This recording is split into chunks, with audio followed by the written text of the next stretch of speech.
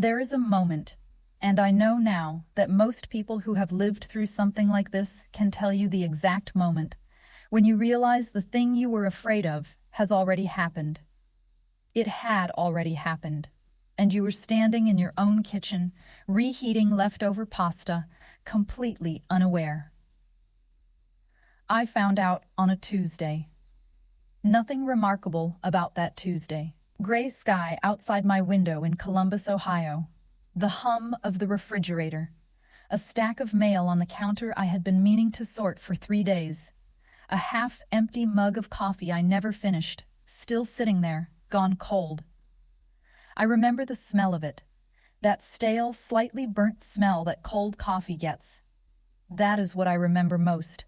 Not the words on the screen. Not the number. Not the zero where there used to be $180,000. The coffee. The hum of the refrigerator. The gray sky. And the fact that my stepson, the young man I had spent 11 years of my life protecting, feeding, defending, and financing, was at that exact moment on a plane to Las Vegas. Business class. With my retirement fund in his pocket. But here is the part that still keeps me awake at 2 a.m. He did not think he had done anything wrong. My name is Renee. Renee Caldwell. I am 54 years old, and I spent 32 of those years doing one thing right. Working. I am not talking about the glamorous kind of working. I am not a surgeon or a tech executive or someone whose name appears on anything. I am a licensed practical nurse who spent 3 decades on the overnight shift at a mid-sized hospital in central Ohio because the overnight differential paid 43 cents more per hour. 43 cents. For years, that is what I told myself the dark was worth. And it added up, slowly, quietly, the way savings always do. Not in a straight line, not like a movie montage, but in small deposits that cost something real. A vacation I did not take. A car I drove for 9 years past the point of dignity. A kitchen I never renovated, even though one of the cabinet doors had been hanging sideways since 2014. $180,000. It took me 22 years to save that money. It was not an investment. It was not a portfolio. It was a retirement fund in a simple account at a credit union in Westerville, Ohio. The kind of account you open because your mother told you to. And then, you just never touch it. You just let it sit there and feel safe. I met Marcus when he was 41 and I was 40. He was recently divorced, his words, though I later learned that word was doing a lot of heavy lifting. He had a son, Derek. Derek was 9 years old the first time I met him, sitting in the back seat of Marcus's Ford Explorer, wearing a Minecraft t-shirt and eating a fruit roll-up with the concentration of someone defusing a bomb. He was a sweet kid. I want to say that clearly, because what I am about to tell you is not a story about a bad child. Derek was not a bad child. He was a lonely one, and loneliness in a child will find something to hold on to. It is survival instinct. He held on to me. Within 6 months, I was helping with homework at the kitchen table. Within a year, I was the one driving him to soccer practice because Marcus worked late on Thursdays. Within 2 years, I was the one he called when he had a nightmare. Not his dad, me. I chose that. I want to be honest about that. Nobody pushed me into it. I chose it because I was 40 years old and I had given up on the idea of having a child of my own. And here was this little boy who needed someone, and I had so much to give. That is the part nobody tells you about enabling. It does not feel like a flaw. It feels like purpose. Marcus and I got married in 2014. Small ceremony. Backyard of a friend's house in Gahana. Derek was 10 years old. And he cried. Happy cries, he told me so afterward, in that mortified way kids announce their own emotions. He said, and I remember this exactly, I do not usually cry. I think it is allergies. He was 10 years old and already trying to be stoic. I thought that was the most heartbreaking and wonderful thing I had ever heard a child say. I legally adopted nothing. Marcus and I talked about it once. Derek's biological mother was still in the picture, barely, but technically. So I was a stepmother in every practical way and no legal way. I did not think much about that at the time. I should have thought about that.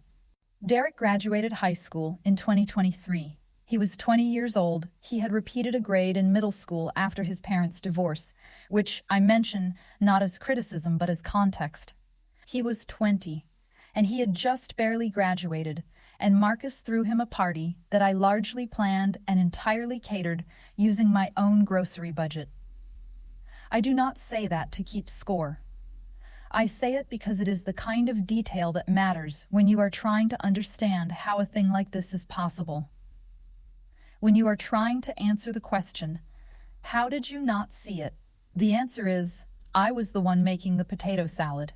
After graduation, Derek did not enroll in college. That was fine. Not everyone does, and I genuinely believe that.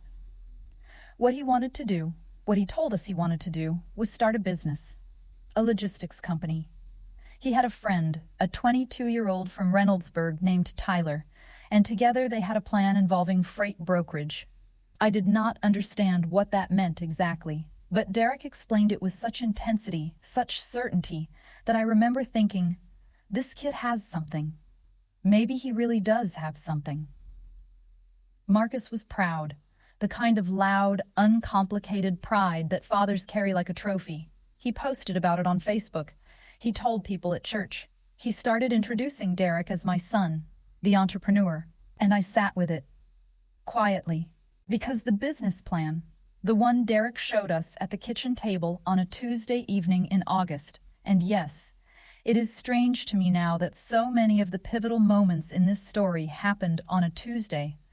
The business plan had a startup cost. $30,000. Marcus did not have $30,000. Marcus had a 401k he had largely neglected, a truck payment, and a generous spirit that had never been particularly concerned with financial planning. He looked at me across the kitchen table with that expression, the one I had learned over 9 years of marriage meant, I already want to say yes. I just need you to say it first. I said no, not a hard no. I said, let us think about it. Let us look at the numbers. Let us see if there is a smaller way to start. That was the first time I saw Derek's face do the thing it would do many more times over the next 18 months. Not anger, not argument, just a closing, a quiet, controlled shutting down, like a shutter being drawn. And then he smiled perfectly pleasantly and said, of course, Renee, no rush. He called me Renee. He had called me Mom since he was 11 years old. That was the first time in 9 years he had called me Renee at a family dinner. I noticed it. And then I told myself I was reading too much into it. Because when you love someone, when you have driven them to soccer practice and dried their tears and watched them graduate and planned their party, you do not want to believe that a single word is a warning, but it was. Over the next 4 months, something shifted in our house. Not dramatically, not in a way you could point to and say, there, that is the moment. It was more like the temperature dropping by half a degree every few days. You do not notice until you realize you have been cold for a while. Derek started spending more time at the house, our house, Marcus's and mine, ostensibly working on the business plan. He set up a workspace in the spare bedroom. He had a laptop, a whiteboard, a stack of books about freight logistics that, I will be honest, looked more decorative than read. He was there every day. He was pleasant. He was helpful. He did the dishes sometimes without being asked. And he talked to Marcus. Constantly. Long conversations at the kitchen table that would sometimes still be happening when I got home from a 12-hour overnight shift at 7 a.m. I do not know what was said in those conversations. That is something I have to live with. What I know is what changed. Marcus started using language I did not recognize. Phrases like first mover advantage and seed capital and family investment. He started asking questions about my retirement account. Not in a suspicious way, not in an aggressive way. Just mentions. Casual mentions. You know, Renee, that money is just sitting there. It is not even keeping up with inflation. Derek says there are real returns in the freight sector right now. It is not like you are going to retire for another 10 years anyway. Is it not better to put the money to work? I want you to understand something about how this kind of thing works. It is not a single conversation where someone sits across from you and says, "Give me your life savings." That is not how it works. How it works is 50 small conversations, 50 small reframings. Until you are not defending a position anymore, you are just explaining your hesitation. Until your no starts to sound even to you like stubbornness.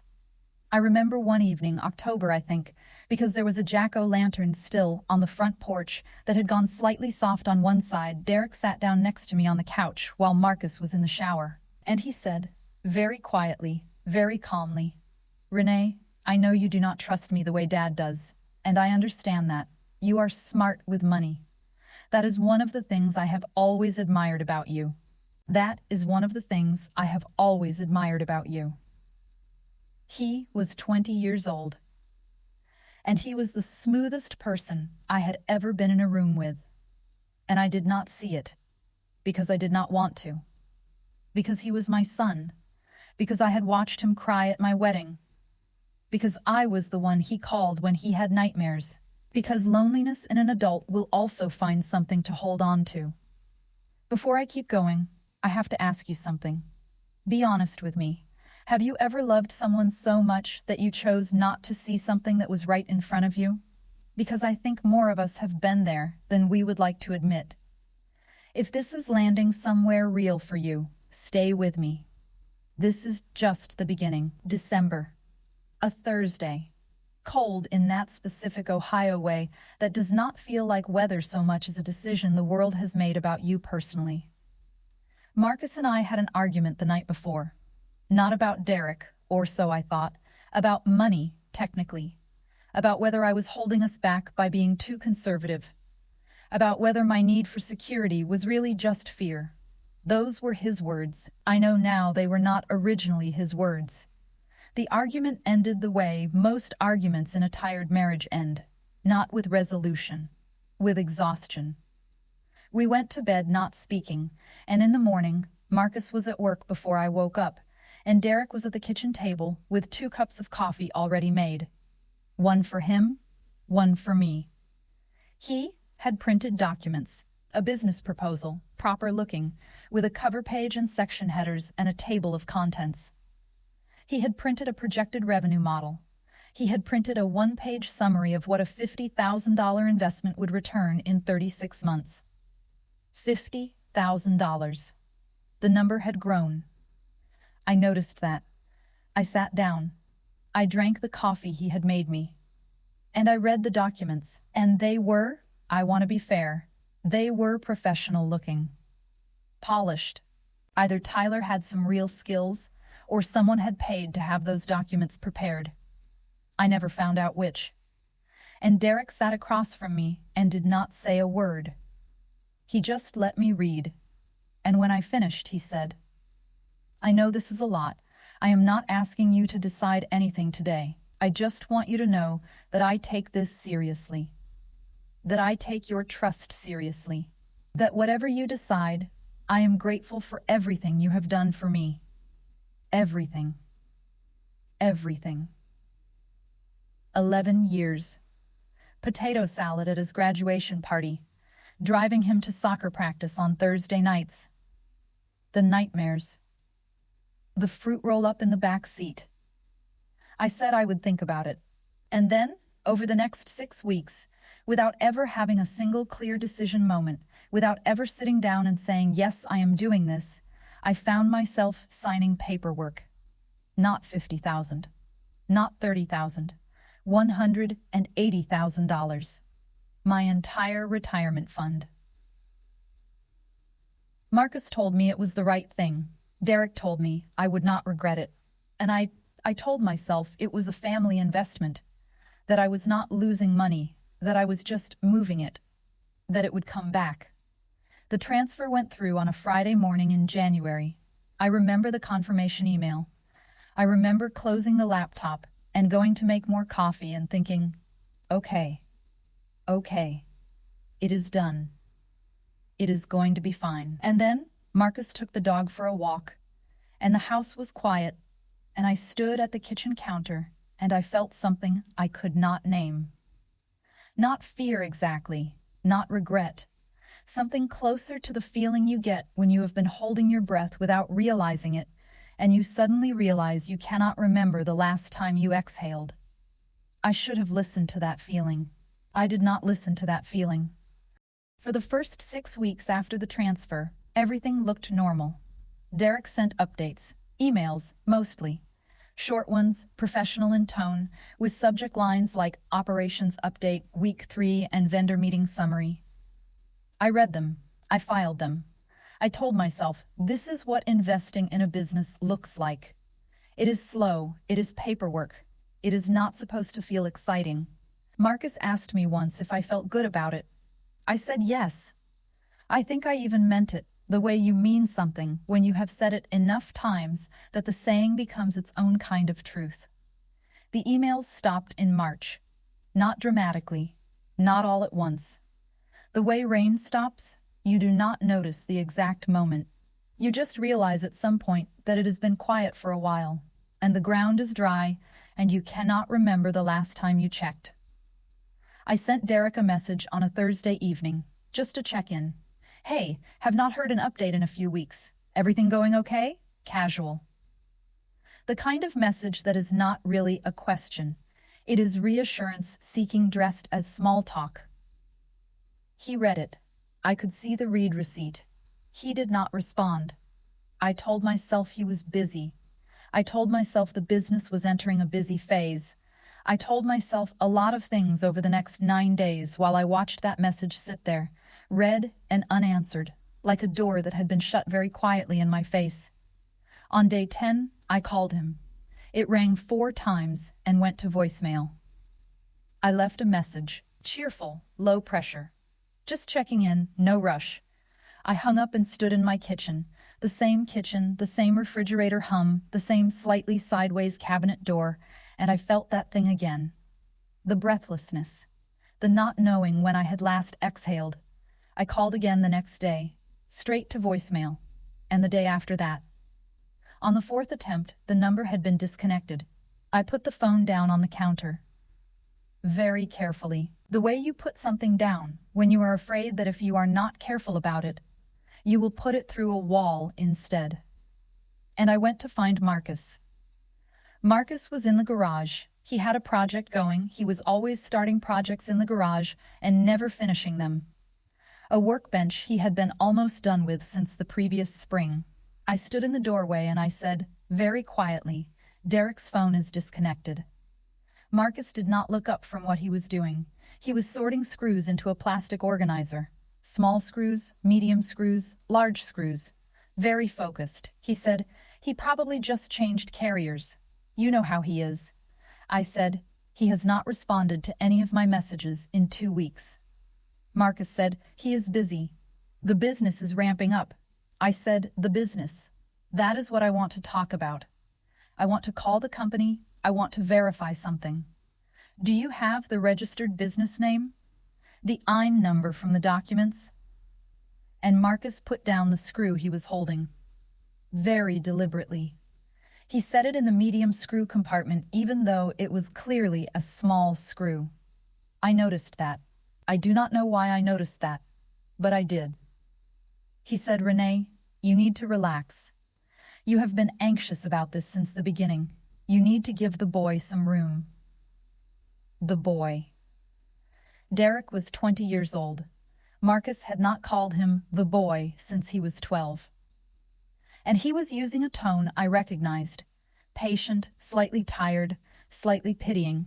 The tone of someone who has rehearsed for this conversation. I looked at my husband standing in his garage sorting screws into the wrong compartments, and I understood something that I had been working very hard not to understand for 18 months. Marcus was not a victim in this story. Marcus was a participant. I do not know how much he knew. I still do not know. Fully, even now. What I know is that he knew something. What I know is that when I walked back into that house and sat down at the kitchen table and opened my laptop, he did not follow me. He stayed in the garage. He kept sorting the screws. And I started to look. I need to stop here for just a second, because I know some of you are already thinking about someone in your own life, a moment where you suddenly saw a different version of a person you thought you knew. If that is landing somewhere real, I want to know. Tell me in the comments, because I think the loneliest part of something like this is believing you are the only one it happened to. You are not. Stories like this happen more often than we admit, and that is exactly why I keep sharing them. Here is something nobody tells you about discovering you have been defrauded by your own family. It is not cinematic. It is not a single phone call where someone tells you the money is gone and your world shatters in slow motion. It is sitting at a kitchen table in Columbus, Ohio at 11 o'clock at night in your nursing scrubs because you have a shift in 6 hours and you have not slept, with 3 browser tabs open and a yellow legal pad and a pen that keeps skipping. It is tedious. It is administrative. It is the least dramatic thing I have ever done, and it dismantled my entire life. First, the business registration. I went to the Ohio Secretary of State's website. Every business registered in Ohio is searchable. I searched for the company name from Derek's proposal, ClearPath Logistics Solutions, LLC. I searched variations. I searched Tyler's last name. I searched Derek's last name. Nothing. No registration. No LLC. No DBA. Nothing filed in Ohio, and when I widened the search, nothing filed in Indiana, Kentucky, or Pennsylvania either. ClearPath Logistics Solutions did not exist. It had never existed. There was no business. There was no freight brokerage. There was no Tyler from Reynoldsburg with a plan. There was just a cover page and some section headers and a table of contents and my $180,000. Second, the transfer documentation. I pulled every document from the investment. The account the money had been transferred to was not a business account. It was a personal checking account. The name on the account was Derek Allen Whitfield.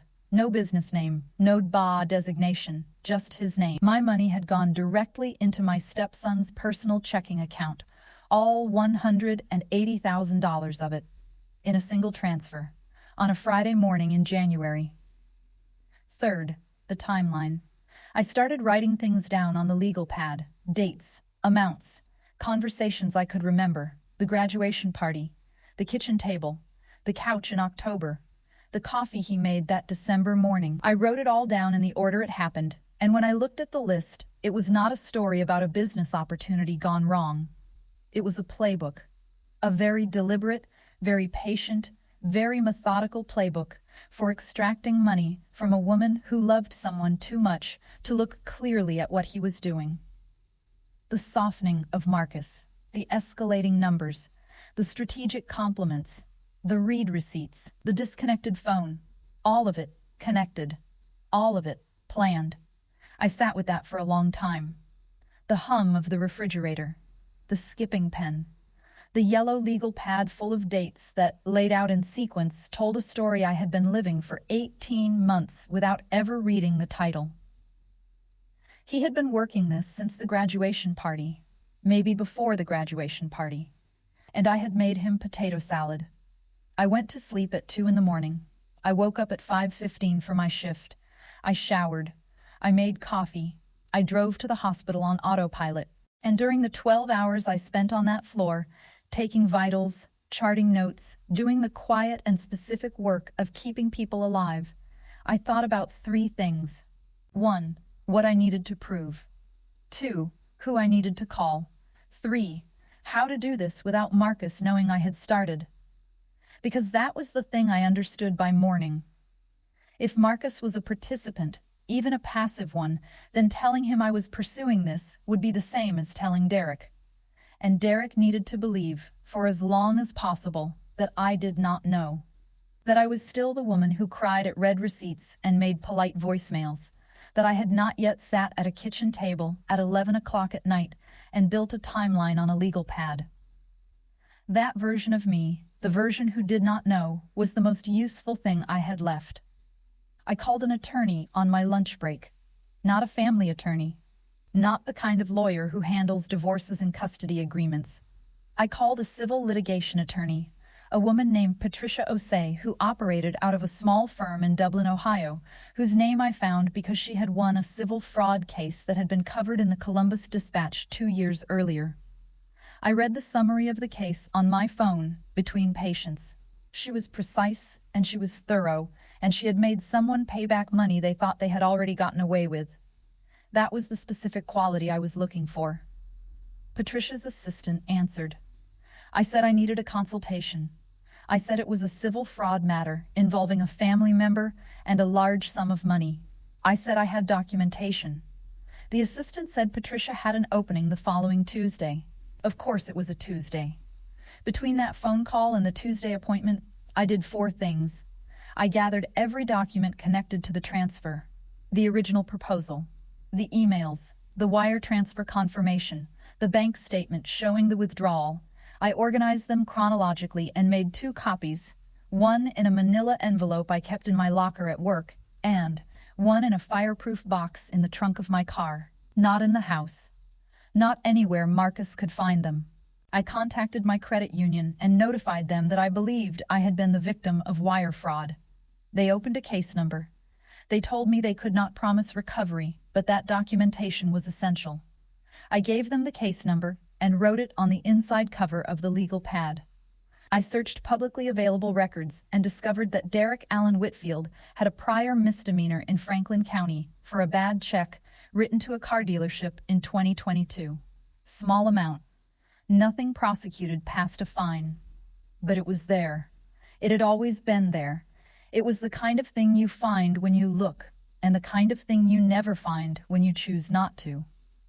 And I found Tyler. Not the Tyler from Reynoldsburg who was co-founding a freight logistics empire. The real Tyler.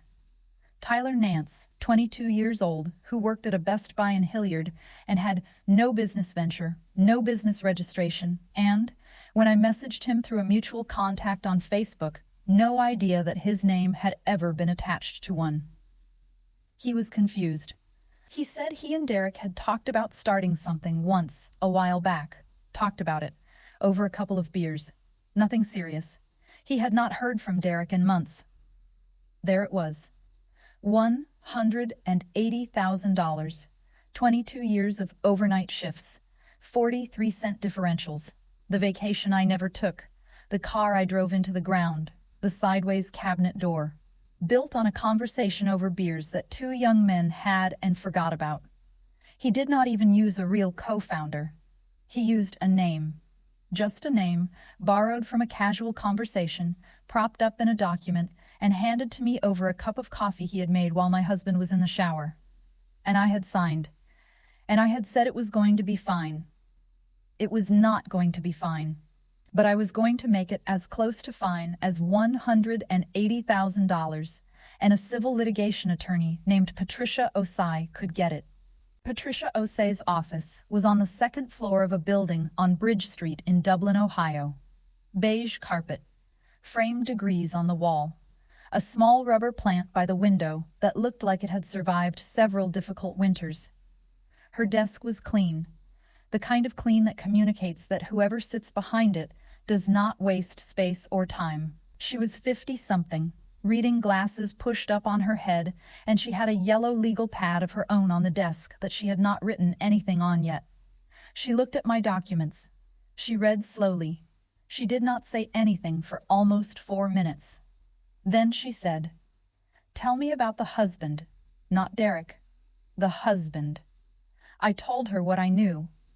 The conversations I had overheard. The phrases that did not sound like Marcus. The garage and the screws in the wrong compartments. The way he had not followed me into the house. She nodded. She wrote something on the legal pad. She said, "The question of spousal complicity is going to complicate a civil action, but it does not prevent one. What it does is expand the scope." I asked her what that meant. She said, "It means if your husband facilitated or had prior knowledge of the fraud, even passively, The civil action potentially names 2 defendants instead of 1. It also means your marriage is going to become part of the discovery process. I said, I understand. And I meant it. Not easily, but clearly. Because here is what I had understood sitting in that kitchen at 11 o'clock at night, writing dates on a legal pad. My marriage had already ended.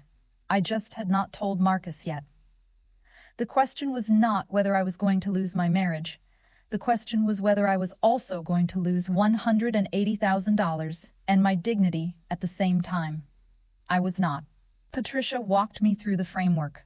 Civil fraud in Ohio requires 4 elements: a false representation, knowledge that the representation was false, intent to induce reliance, actual reliance, and resulting damages. We had documentation for all of it. The business proposal with a company that did not exist, the wire transfer to a personal account, the emails, the timeline. Tyler Nance, available and willing to confirm he had no formal business venture with Derek. She said the criminal referral for wire fraud was a separate process. I could contact the Franklin County Prosecutor's Office and the FBI's Internet Crime Complaint Center, and she could help me prepare that referral alongside the civil action. I asked her, "What are the realistic outcomes?" She said, "Civil judgment in your favor, very likely, given the documentation. Actual collection depends on what assets he has. Criminal prosecution, possible, but the federal threshold for wire fraud investigations is typically higher than this amount. They may prioritize, they may not. What is almost certain is that a judgment against him will follow him for a very long time. A very long time. 20 years old with a civil fraud judgment, a prior bad check misdemeanor, a paper trail showing he had constructed a fictitious business to defraud his stepmother. I thought about the Minecraft t-shirt, the fruit roll-up in the back seat. And then I thought about the cup of coffee he had made me while my husband was in the shower. The documents on the table. The words, "I take your trust seriously. Whatever you decide, I am grateful for everything you have done for me. Everything." I said, "Move forward, all of it." Patricia wrote something on her legal pad. She said, "I will need a retainer." I said, "I have a credit card." And that is how it started. Not with fury, not with a dramatic confrontation, not with anything that would make a good scene in a movie. With beige carpet and a rubber plant and a woman with reading glasses who looked at my documents and wrote things on a legal pad and did not waste my time. I want to ask you something, and I am asking because this is the part of the story where I made the hardest decision. Not the decision to pursue the case, the decision to stop protecting people who had already stopped protecting me. If you are watching this, and you are somewhere in the middle of a situation like this, not sure yet, still making excuses, still telling yourself it is going to be fine, I hope something in this story makes you sit down with a legal pad. You do not have to be ready, you just have to start writing the dates down. Patricia filed the civil complaint on a Thursday morning in late April. Derek Allen Whitfield, defendant. Fraudulent misrepresentation, civil theft, unjust enrichment, $180,000 in actual damages. Additional punitive damages requested. The complaint laid out the timeline the same way I had laid it out on my legal pad, date by date, document by document, statement by statement, except now it was formatted in 12-point Times New Roman and signed by a licensed attorney and filed with the Franklin County Court of Common Pleas. It took a process server 4 days to locate Derek. He was not in Las Vegas anymore. He was not running a freight empire from a corner office in some glass building downtown. He was staying with a friend in a 2-bedroom apartment in Whitehall, Ohio, 15 minutes from the house where I had driven him to soccer practice on Thursday nights. The process server found him on a Monday morning. Derek was apparently in the parking lot of his friend's building when he was served. According to the server's notes, which Patricia shared with me because I asked, and she believed in keeping her clients informed, Derek read the first page of the complaint and then sat down on the hood of a car. He sat down on the hood of a car in a parking lot in Whitehall, Ohio, reading the first page of the lawsuit his stepmother had filed against him for fraud. I thought about that for a long time. Not with satisfaction, exactly. Something more complicated than satisfaction. Something that does not have a clean name. Marcus found out the same day, not from me, from Derek, presumably, though I cannot say for certain. What I know is that Marcus came home that evening and walked into the kitchen where I was making dinner, and he stood in the doorway for a moment without saying anything, and then he said, "You filed a lawsuit against my son." I said, "Yes." He said, "Without telling me." I said, "Yes." He said, "Renee." I said, "Marcus." He took $180,000 out of my retirement account by creating a business that does not exist and convincing you to convince me to fund it. I would like to know clearly which side of this you are on. He did not answer me. He went to the garage. And that was, without any further conversation, the answer to my question. I ate dinner alone. I watched the news. I washed the single plate and the single glass and I set them in the drying rack, and I thought, okay, so that is where we are. And I was surprised to discover that I had already known, somewhere, that this was where we were. That I had been walking toward this room for a while. The next morning I called a divorce attorney. Not with drama, not with grief, with the same practical energy I had used to call Patricia Osei. Because that is what grief does. Eventually, when you have been carrying it long enough, it stops feeling like grief and starts feeling like a list of things that need to be done. Derek hired an attorney. His name was Raymond Pruitt, and his office was in Gahanna, the same suburb where Marcus had introduced Derek to his friends as my son, the entrepreneur. I do not know how Derek paid Raymond Pruitt's retainer. I have my suspicions. I have thought about that more than I should. Raymond filed a response to the complaint. The response argued, among other things, that the transfer had been a voluntary gift, that Renee Caldwell had willingly transferred the funds, that there was no fraudulent misrepresentation because the business plan had been presented in good faith and the venture had simply failed to materialize. Good faith. The business that was never registered, the personal account the money landed in, the disconnected phone number, Tyler Nance at Best Buy, who had never agreed to any business venture. All of that, good faith. Patricia was not surprised. She said, "This is the standard opening position. They will argue gift, we will argue fraud, and the documents will speak." She was the most unflappable human being I had encountered in 54 years of living, and I found that deeply comforting. Discovery began. This is the phase of civil litigation where each side is required to exchange documents, answer written questions, and submit to depositions. Derek was required to produce financial records, bank statements, transaction history. What those records showed was something Patricia described to me over the phone, in the measured tone of someone who has seen many things, but not quite this. The $180,000 had been spent. Almost entirely. In 11 weeks. Not on a business, not on freight brokerage software or vendor contracts or logistics infrastructure.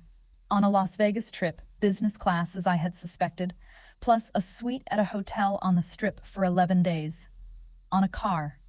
A used BMW, purchased cash, which had since been sold. On shopping. On cash withdrawals at ATMs in Nevada and then in Arizona and this is the detail that made something go very flat and very cold inside me, in Columbus, Ohio. Derek had come back. He had been back for weeks.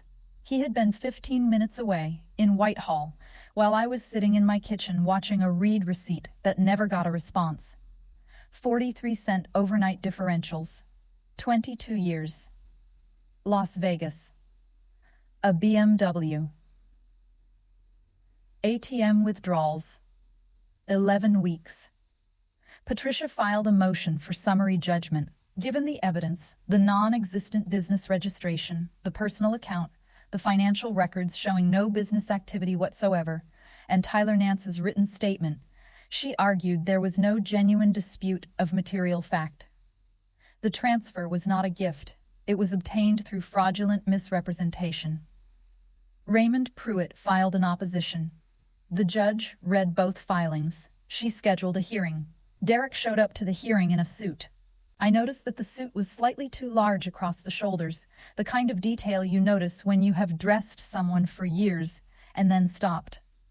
He sat at the defendant's table, and he did not look at me. Not once. Not when I came in. Not during the proceedings. Not when the judge spoke. Raymond Pruitt made his arguments. Patricia made hers. The documents were entered into the record. The judge took 20 minutes. 20 minutes. And then she came back and she granted summary judgment in my favor. $180,000, plus court costs, plus prejudgment interest. Derek's face, when the ruling was read, did the thing I remembered from the kitchen table the first time I said no to the business plan. The closing. The quiet, controlled shutting down, like a shutter being drawn. Except this time there was no pleasant smile. This time there was nothing after the shutter. Just a 20-year-old young man sitting in a suit that did not fit him, staring at the table in a courtroom in Franklin County, Ohio. The judgment was entered on a Wednesday. Raymond Pruitt called my attorney's office the following morning at 9:14. Not Derek. Not Marcus. Raymond Pruitt, the attorney Derek had hired to argue that my money was a gift, called Patricia Osei at 9:14 on a Thursday morning to discuss settlement terms. Patricia called me during my lunch break. I was sitting in the hospital break room with a vending machine sandwich I had not opened yet. She said, "His attorney has reached out. Derek wants to discuss a payment arrangement." I said, "An arrangement." She said, "He does not have the money in liquid form. Most of it is gone. What he is proposing is a structured repayment, monthly payments against the judgment." I asked how long. She said, "His attorney is suggesting 8 years. 8 years. I took 22 years to save it. He spent it in 11 weeks. And his attorney was calling the morning after the judgment to propose 8 years of monthly payments." I told Patricia to tell Raymond Pruitt that I would accept a structured payment arrangement under 2 conditions. 1, the payment schedule would be court-supervised, and any missed payment would trigger immediate enforcement action, including wage garnishment. 2, Derek would provide a signed written acknowledgement, not for the court record, just for me, that the business did not exist, that the money was not a gift, and that he understood what he had done. Patricia was quiet for a moment. Then she said, "The acknowledgement has no legal weight, Renee." I said, "I know. It was not about legal weight. I did not need a document to prove to a court what had already been proven. I needed him to write it, to hold a pen and choose each word and sign his name to a sentence that said, 'I did this. I knew what I was doing. You did not imagine it.' Because here is something nobody talks about when they discuss financial fraud within families. The money is the obvious wound, but underneath it is something harder to name, a sustained, months-long campaign to make you feel as though your own clear-eyed judgment was the problem. That your hesitation was anxiety, that your no was stubbornness, that your instincts were obstacles. The acknowledgement was for the version of me that had sat on that couch in October, listening to a 20-year-old tell me he had always admired how smart I was with money, and believed him. Raymond delivered the acknowledgement to Patricia 3 days later. It was 1 paragraph, typed, not handwritten. Derek had signed it. Patricia scanned it and emailed it to me. I read it in my car in the hospital parking lot before my shift. Then, I folded it, the printed copy Patricia had mailed me, and I put it in the Fireproof box in my trunk, next to the copies of the documents I had made the night I could not sleep, and I went inside and I did my job. If you have stayed with me this long, thank you. Genuinely. This is not an easy story to tell, and it was not an easy one to live. If it resonated with you, if you know someone who is going through something like this, or if you have been through it yourself, please share this. Because the loneliest thing about being deceived by someone you love is believing you should have known better. You should not have known better. You knew exactly as much as they allowed you to know. And that is not your flaw. That is theirs. The divorce was finalized 8 months after the lawsuit. It was not contentious in the way divorce attorneys earn their fees from. Marcus did not fight for much. He took his truck and his half-finished workbench and a box of things from the garage, and he moved into a 2-bedroom rental in Pickerington. We divided the shared accounts, what was left of them, with a precision that felt less like heartbreak and more like sorting inventory after a business has closed. I kept the house. I did not want it. Not really. But I had earned it, in the most literal possible sense, and there was a version of me that was not willing to give it up, just because the people I had shared it with had turned out to be something other than what I thought.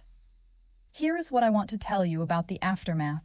And I am telling you this specifically because I think the version of this story that gets told most often, in movies, in true crime podcasts, in the YouTube comments where people write karma winses and put a little fist emoji, that version ends with the villain ruined and the hero restored, whole again, even better than before, somehow.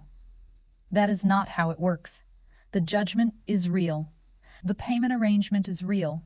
I receive a direct deposit on the 15th of every month. Court-supervised, automated. Derek cannot simply decide not to pay without triggering enforcement. That part is exactly what Patricia said it would be. Precise and binding. But the money I receive monthly is not the same as the money I saved. Not psychologically. 22 years of overnight shifts distilled into a direct deposit that arrives on the 15th and goes directly into a new retirement account that will take another decade to rebuild. The math works out. The feeling does not map cleanly onto the math, and there are things the judgment cannot address. It cannot give me back the 11 years of genuine love I had for a child who may or may not have genuinely loved me back. I do not know which it was. I have gone back and forth on that question more times than I can count, and I have stopped expecting it to resolve. Maybe both things can be true. Maybe a person can genuinely love you and also choose to take everything you have. I do not have a clean answer for that. It cannot give me back the version of Marcus I thought I had married.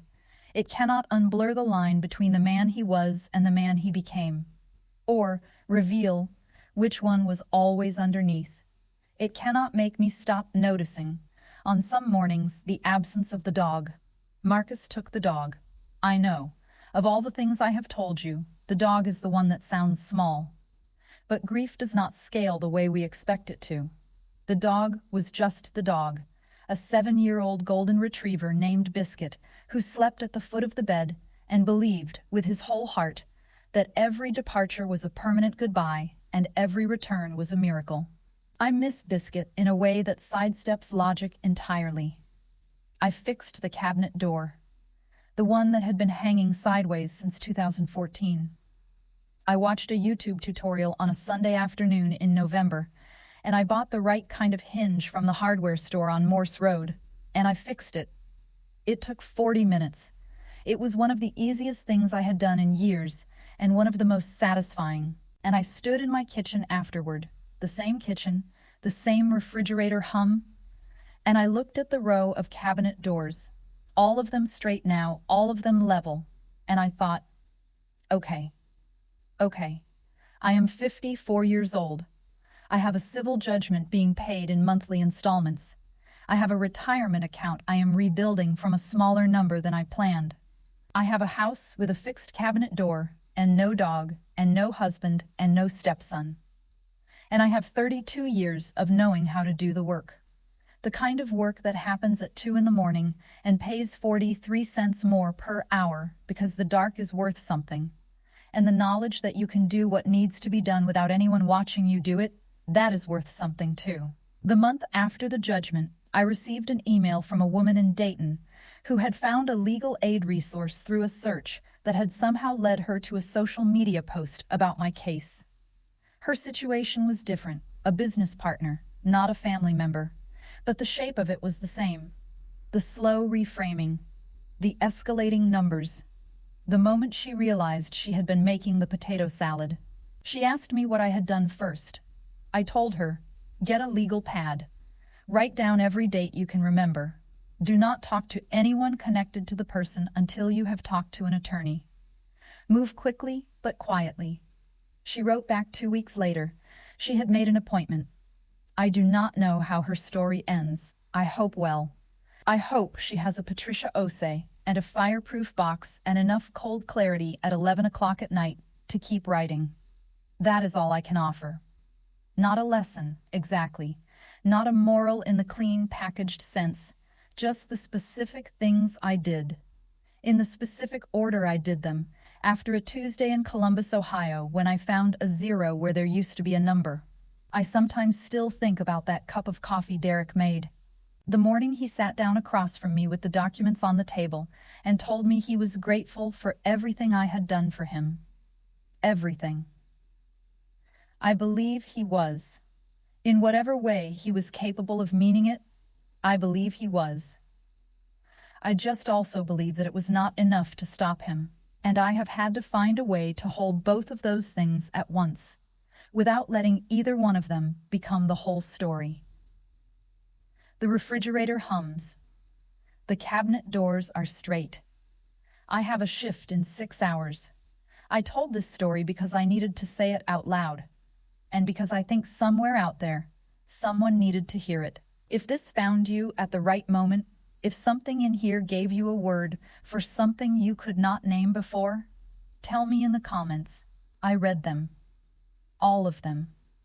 And if you want to be here for the next one, because there are more stories like this, and they all deserve to be told, the subscribe button is right there. No pressure, just an open door.